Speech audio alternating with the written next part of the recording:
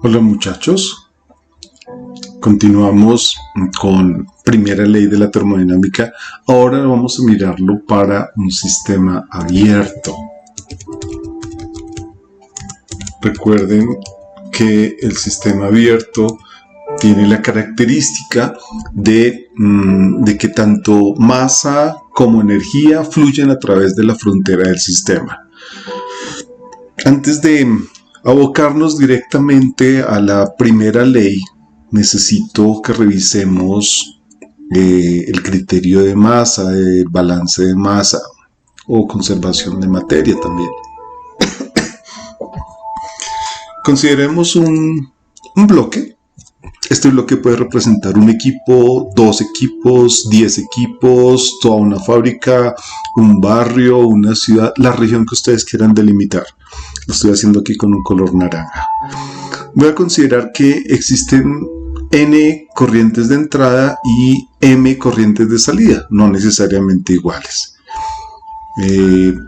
Por norma, lo sugerido, esta es una tendencia, es numerar las corrientes de entrada con números bajos. 1, 2, 3, 4, 5 y los números más altos, también consecutivos, para las salidas, en este caso 6 y 7.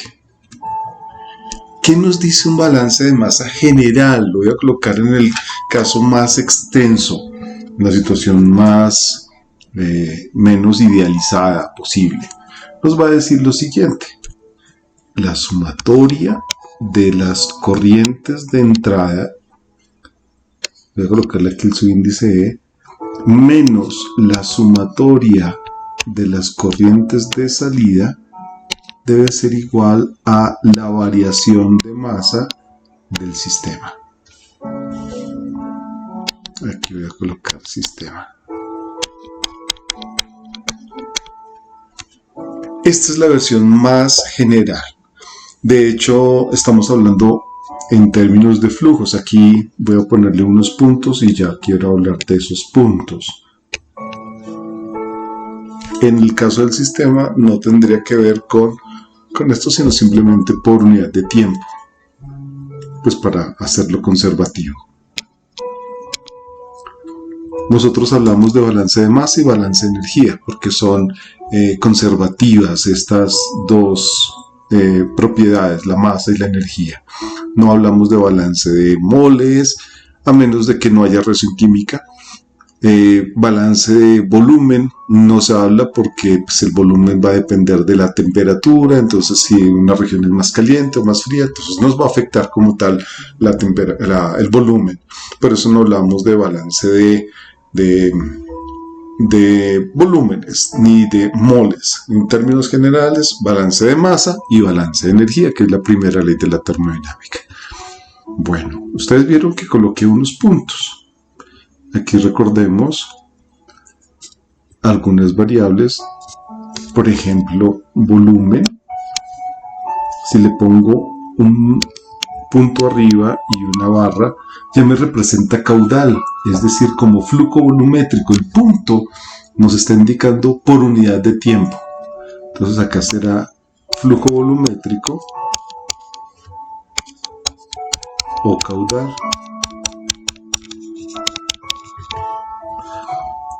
Q punto nos va a representar flujo de calor.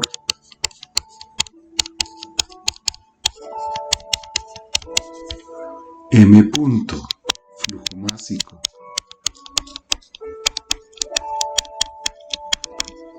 W punto será flujo de trabajo, que se conoce mejor como potencia. Entonces el punto arriba de la letra de la variable nos está indicando por unidad de tiempo. Entonces, en esta situación hipotética que tengo 5 corrientes de entrada y 6 y 2 de salida, sería la sumatoria de M1 más M2 más M3 más M4 más M5 menos M6 menos M7 igual a la masa final menos la masa inicial del sistema, de lo que teníamos acá, antes de un tiempo de observación. Debemos dividir por ese tiempo, por eso aparece el punto arriba. Esta es la versión más general. La versión que más vamos a trabajar nosotros es en la que la variación de masa del sistema es cero. En otras palabras, a esas situaciones se le conoce como flujo estable o flujo estacionario. Para un flujo estable o flujo estacionario, nuestra expresión se convertirá en la sumatoria de los flujos másicos de entrada igual a la sumatoria de los flujos másicos de salida. Es decir, la variación de masa, repito, dentro del sistema va a ser cero.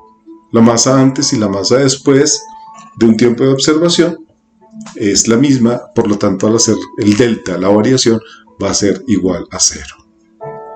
Bueno, quiero mirar con ustedes algunos equipos. Estos equipos son los que vamos a estar observando en termodinámica con frecuencia.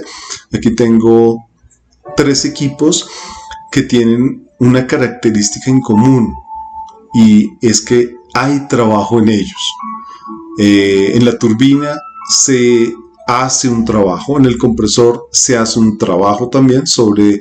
La turbina es el sistema quien hace el trabajo, generalmente es un gas o un vapor.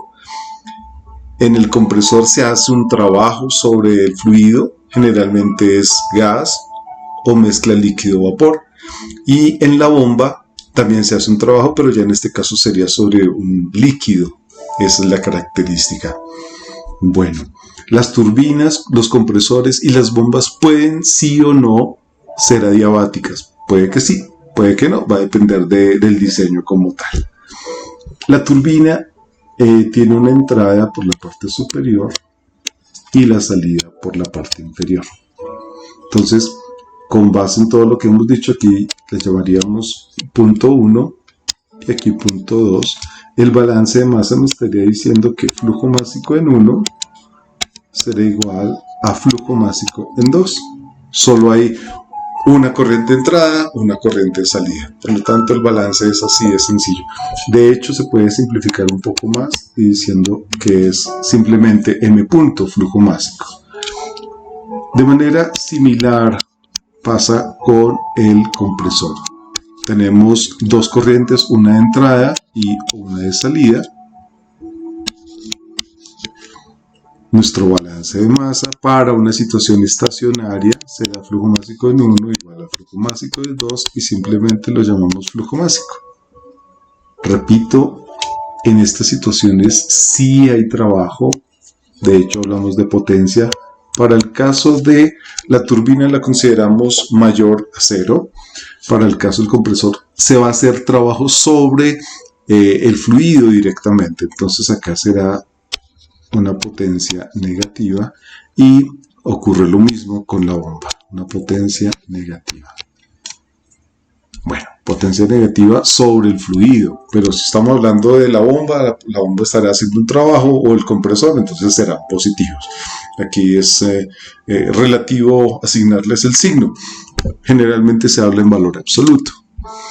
En la bomba también tenemos 2 corrientes, una de entrada y otra de salida, y se cumplen los mismos balances de masa que he nombrado hasta ahora. Flujo másico en 1 igual a flujo másico en 2 igual a flujo másico. ¿Cuándo se cumplen estas situaciones? En la generalidad de los casos, en todos los equipos, salvo que tengamos un tanque. Si estamos llenando un tanque o vaciando, desocupando un tanque, ya no es un flujo estacionario. Así lo hagamos a una tasa constante. No se cumple que la sumatoria de las corrientes de entrada sea igual a la sumatoria de las corrientes de salida. Pero en los demás casos, una turbina, un compresor, una bomba, por el momento sí se cumple. Tengo más equipos que quiero que revisemos. Aquí tenemos 2 accesorios frecuentes en tubería. El primero es un difusor y el segundo es una tobera. Ustedes lo conocen como los dispositivos que se colocan en mangueras, por ejemplo, para rociar, para aumentar el chorro, hacerlo en spray, bueno, diferentes diseños tienen esas características. El difusor puede o no ser aislado, la tobera puede o no ser aislada. Si ustedes observan, se comporta, el símbolo es muy parecido al del compresor y al de la turbina, salvo que las corrientes ingresan por puntos diferentes. Estaría ingresando aquí a la izquierda, sale a la derecha. En el caso de la tobera, ingresa por la izquierda, sale por la derecha. Tenemos punto 1, punto 2, punto 1 y punto 2. Por lo tanto, flujo másico en 1 igual a flujo másico en 2 y simplemente lo llamamos flujo másico. Lo mismo con la tobera, flujo másico en 1 igual a flujo másico en 2 y lo llamamos flujo másico. Estas son sus características.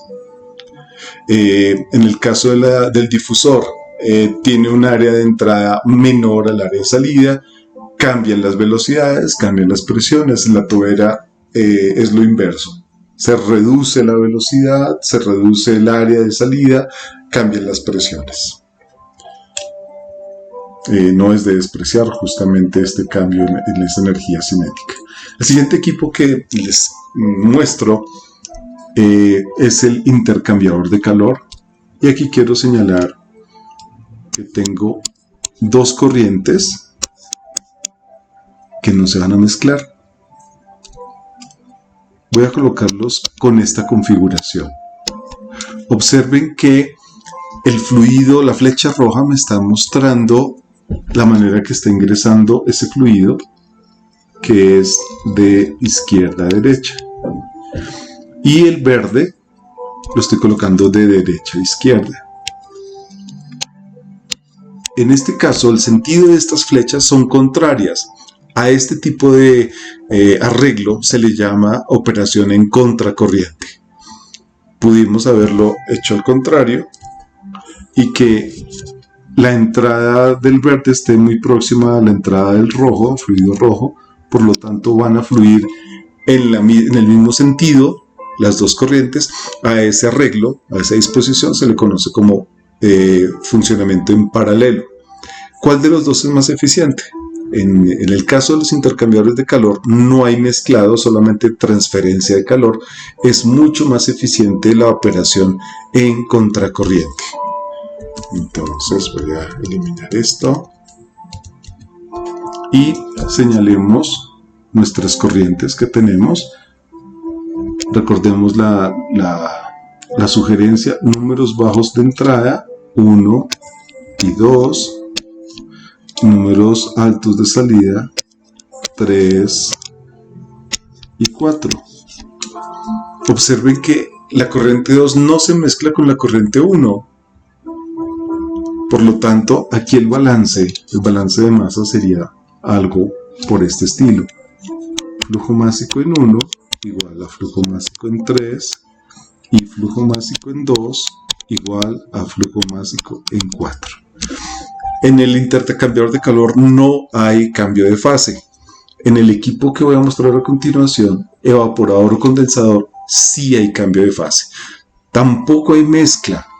Observen que viene un fluido dentro, pasa por un serpentín, que es lo que está representándose con ese zigzag, y puede estar ingresando por arriba o por abajo una corriente sin mezclarse.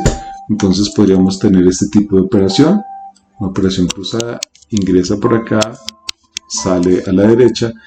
Vamos a suponer que ingresa por arriba, sale por abajo. Entonces se nos cumple el mismo balance que teníamos con el intercambiador de calor. 1, 3, 2, 4. Flujo másico en 1 igual a flujo másico en 3 y flujo másico en 2 igual a flujo másico en 4. Estas son sus características. Aquí sí hay cambio de fase, pero en esencia podríamos considerar casi que la misma arquitectura, el mismo diseño, tanto para el intercambiador de calor como para un evaporador condensador. Una caldera, por ejemplo, tiene estas características. Me queda un último equipo en el que sí hay mezcla. Observen, tengo dos corrientes de entrada y una de salida. Como en los dos equipos anteriores, en el intercambiador de calor y en el evaporador o condensador, puede sí o no ser aislado térmicamente. Cuando no hay flujo de calor, la expresión que se utiliza es adiabático. O sea, podemos tener equipos adiabáticos o no. Es decir, que no intercambian de calor o que sí. Si no lo hacen, se dice que son adiabáticos. En el caso del mezclador, vamos a tener dos corrientes de entrada, 1, 2, y una de salida, 3. El balance acá, balance de masa nos dice que flujo másico en 1 más flujo másico en 2 será igual al flujo másico en 3. Veo necesario hacer este tipo de interpretación para que en lo que sigue con el planteamiento de los ejercicios podamos comprender mucho mejor. Entonces vamos a colocar unos subíndices, E de entrada, ES de salida, para que nos ilustren un poco mejor. Bueno, el balance propiamente de energía responde a esta expresión larga. En esta expresión estoy considerando todas las formas de energía que vamos a verificar su existencia. La expresión se leería de la siguiente manera: la variación de energía con respecto al tiempo para el volumen de control. El subíndice BC corresponde al volumen de control, es decir, lo que limita la frontera que está encerrando nuestro objeto de estudio. Una masa líquida, sólida, gaseosa, mezcla líquida, etc. A través de la cual vamos a hacer el análisis, vamos a estar mirando si entra, si sale. Entonces, la expresión sería la variación de energía con respecto al tiempo. Esta es la expresión con respecto al tiempo para el volumen de control, será igual al flujo de calor que ingresa. La convención es considerar el calor positivo si se le está suministrando el sistema. Si lo estamos retirando o está perdiendo el sistema calor, el signo va a ser negativo. Menos la potencia realizada por el volumen de control. Recuerden que en los equipos que acabamos de mirar tenemos 3 equipos que sí tienen trabajo: la turbina, el compresor y la bomba. La turbina tiene un trabajo positivo cuando estamos analizando que es justamente el sistema quien hace el trabajo. En el compresor y en la bomba sería un negativo si estamos pendientes sobre nuestro sistema. La expresión continúa con la sumatoria de los flujos másicos de entrada, ahí está, que está acompañada por una energía. Entonces aquí estamos multiplicando. ¿Qué energía acompaña esa corriente, esos flujos másicos? Nos están acompañando 3 tipos de energía: la debida a la entalpía, la debida a la energía cinética y la debida a la energía potencial. Tanto de entrada, y ahora viene el subíndice S de salida. Nuevamente, en entalpía de salida, tengan en cuenta que es velocidad y afuera estamos multiplicando por la masa, entonces estamos teniendo energía cinética. Y lo propio para multiplicar masa por gravedad por altura. Z nos representa la altura en metros. Tengan en cuenta, muchachos, si estamos trabajando en entalpías, en kilojulios, la expresión masa por velocidad al cuadrado sobre 2 nos está dando julios. Entonces aquí deberíamos dividir no por 2, sino por 2000 para que nos dé kilojulios. Lo mismo ocurre cuando multiplicamos la masa por la gravedad por la altura. Z debe estar en metros. G es la gravedad local. Esa expresión nos estaría dando julios. Deberíamos también dividir entonces por 1000 para hacer la conversión a kilojulios. Esta es la expresión completa de la ecuación de balance de energía para un sistema abierto. En el caso nuestro vamos a hacer la simplificación de que son procesos estacionarios, es decir, la variación de energía con respecto al tiempo va a ser 0. Y esta expresión ya ayuda a simplificar Cada ejercicio debe ser analizado de forma individual, ya sea que tenga o no tenga trabajo, que sea diabático o no, que la altura a la cual ingresa una corriente sea igual a la altura a la cual sale la corriente opuesta, llamémoslo así. Por lo tanto, podríamos eliminar la variación de energía potencial, eventualmente la variación de energía cinética. Bueno, en el siguiente vídeo hablaremos acerca de la aplicación de esta ecuación para un caso concreto, que será una turbina. Muchas gracias.